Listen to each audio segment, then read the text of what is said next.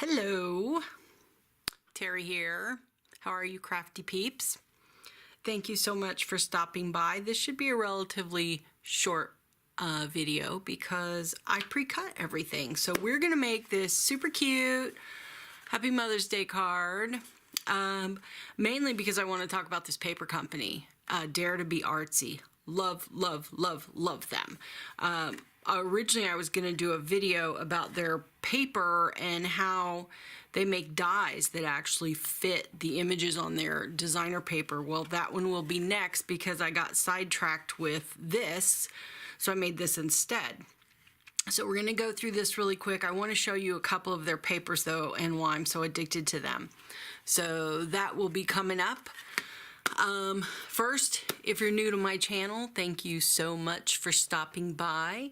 If you like the video, give it a big thumbs up. I'd really appreciate it. Also, if you don't want to miss any episodes, hit subscribe below. You have to hit it below because I don't know how those people are putting the subscribe button in the middle of their video.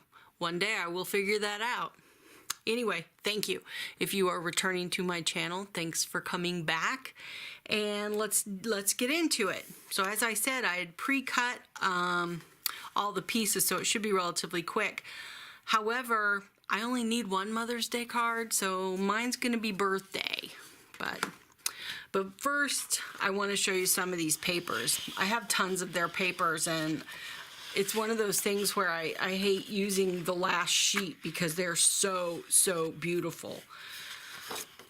I mean, look at the colors on here. The colors are amazingly vibrant. They're beautiful. And my next video will be showing you how they literally have dies that not only fit their stamps, but they're the same size as the images on their pattern paper. So how great is that? So I just wanted to pull out some of my favorite ones. Just love them. I mean, the back, that's just kind of normal. It's these flowers.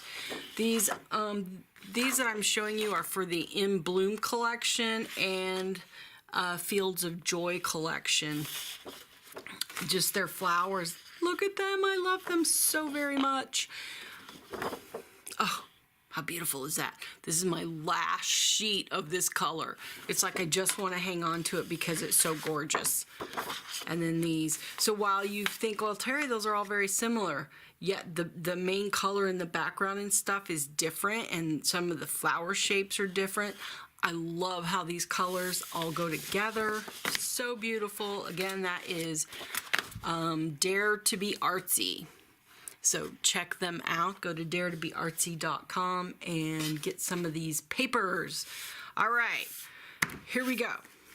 We have just your standard card base for an A2, half of an 8.5 by 11. Let me make sure. I actually cut these last night, so let's just make sure they're all lining up the way I want them to. Yes, they are. All right. So first, you know what I love about beautiful pattern paper like this is that you don't need to do a bunch of stamping and designing the background because it's beautiful already. So that's what I love, when you can get paper that is that gorgeous. Look how fast you can make a card. And if I wasn't talking. Now, most people use tape runners for this. I used to use tape runners all the time. I've gotten into this glue because this glue I'm also addicted to. It is Art Glitter Designer Dries Clear. Love this glue. So I am using it instead. So here we go. The thing is, and it dries and adheres super fast. So some glues that you use, you're like, oh, I can slide it around. You don't get much sliding time with this one. That could be a little crooked, but that's okay. You know what? Was I just out of screen on that? Because I was way back here. I keep forgetting. So sorry. All I did was adhere this to the blue. Now I'm going to take some little hemp cord here. I love this beautiful color, this coral color. Whenever I put some type of ribbon or whatever on a card, I always tape the back. Let's see, I want it to go, and the thing I love is, well, I'll show you in a second. Let me just smack that down there. I like to bring them all to the same corner where I kind of have, I don't know if it's the right word, but where it's kind of like fanned out on one side, and then they come together up in the corner where I'll put like a little button or something. Clearly I can't talk and do that at the same time. All right, so get them however you want. That looks pretty good to me. Cut them off. You can see I'm very sloppy on the back. I really don't care what the back of my card looks like, because if I put it together well, you'll never see the back. There we go. Look how easy that was.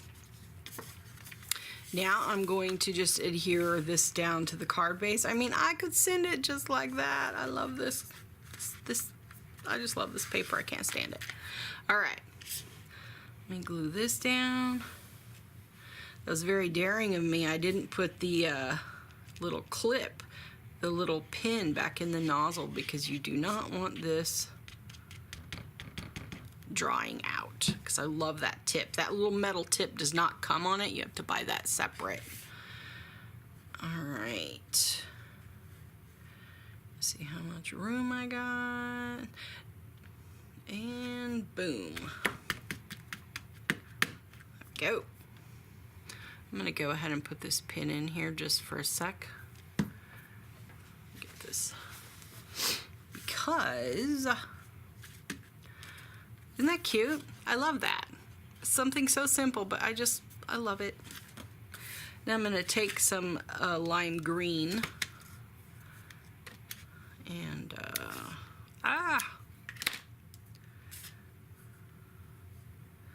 hopefully I can get it through. I normally use, and I cannot find it, it's got a frayed end, this thing that you use for flossing your teeth. I don't know what it's called. I had a whole pack of them, and it makes putting twine, ribbon, or whatever in these buttons so easy. And I can't find it. I can't find the whole package of them.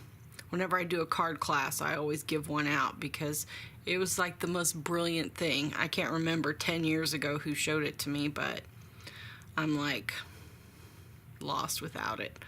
So I'm just going to do a knot there real quick. Then I'm going to show you what I like to do to the ends. I mean, you could leave it just like that, but I think that's kind of boring with just that straight little look. Let's see if you can see what I'm talking about. I take my poker, paper piercer, whatever you want to call it, and I get in there and kind of loosen those up. So see how it gives a fun little, kind of a little frilly look versus just being a pointed stick in the mud. So you can do this and make it super. I mean, you can do more of that, but for time's sake, I'm just going to do it to that level. So you don't have to sit and watch me. It's a little harder once it's up on top of the... Get up there. Maybe I want to cut that a little. I always take a little piece of this glue too and put it right in the middle so that it doesn't come undone. It dries clear so no one will ever even see that it's there. Now, I'm just gonna put some on the back and plop it down. Oh, that so should not have happened. So much for plopping it down. Get down there. Let me bring you back. Whoopsie. Okay, let that dry for just a second. I may have messed it up totally now. Let's see. I'd rather have too much than not enough, so stick a little more in there. Alright, set that aside for a second. Pin my glue back up. Because now we just need to stamp the sentiment.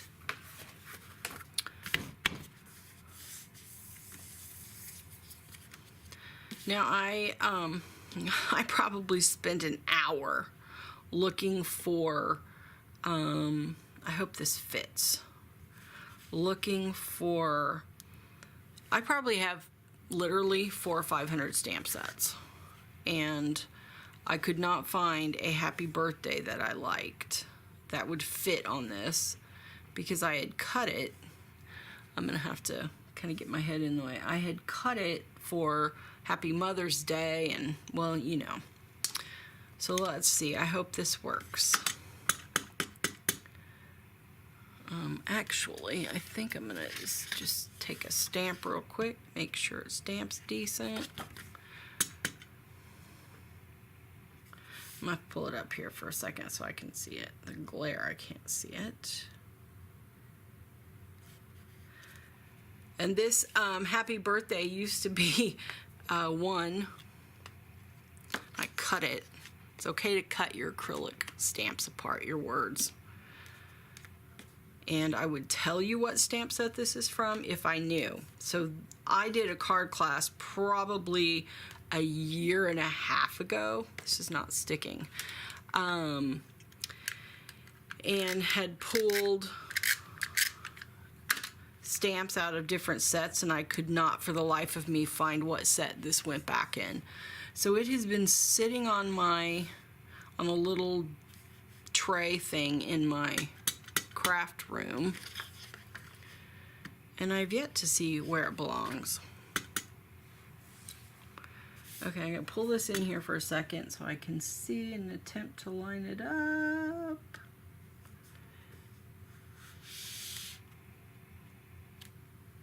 Good enough. I think I told you guys in my last video how much I love this Lawn Fawn. It's like a little chamois thing. Oh, it's brilliant. I used to do the, you know, scrub and cleaner because, you know, 11, 12 years ago I got into Stampin' Up, and I don't do that anymore. I've gone on to different companies, but then they started several years back using the wet wipes to clean. I feel like this is, let me move you in and out.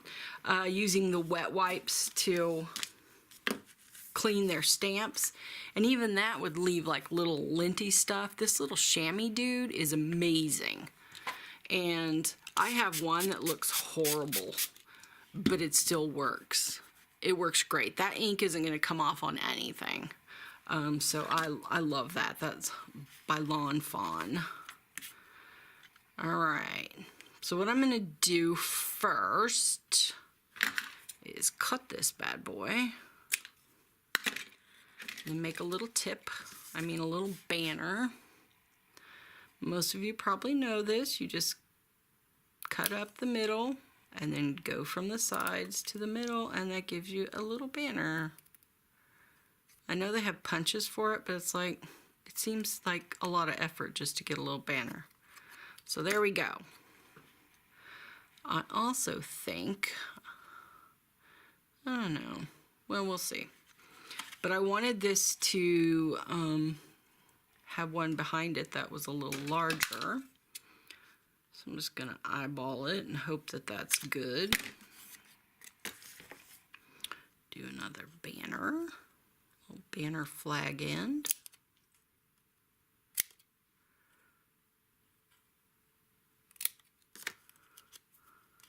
There we go. Well, let's see how it worked. Perfect. Looks good to me. It's a little... All right. So I'm going to just glue this down.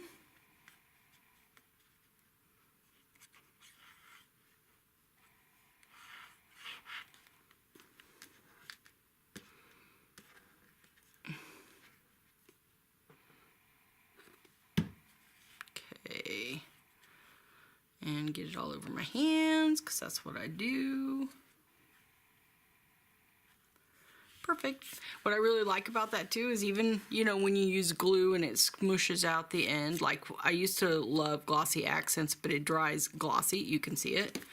So of course what I love about this other is you can't see it. So that's great. Now, I don't know if you notice on here, there's little pearl dots. I couldn't find any enamel dots in my stash that were the size that I needed them to be. And I forgot I have all these pearl pins. This is ice white. These are great. I don't think I have a ton of them. I don't think I have them listed on Etsy. I need to go put them out there. You can make your own enamel dots, and you can do it any size you want. So I'm going, oh, you know what I'm going to do? Wait a minute. I'm going to pop it up first so that it can lay on my card to dry. So let me just throw some foam dots on there.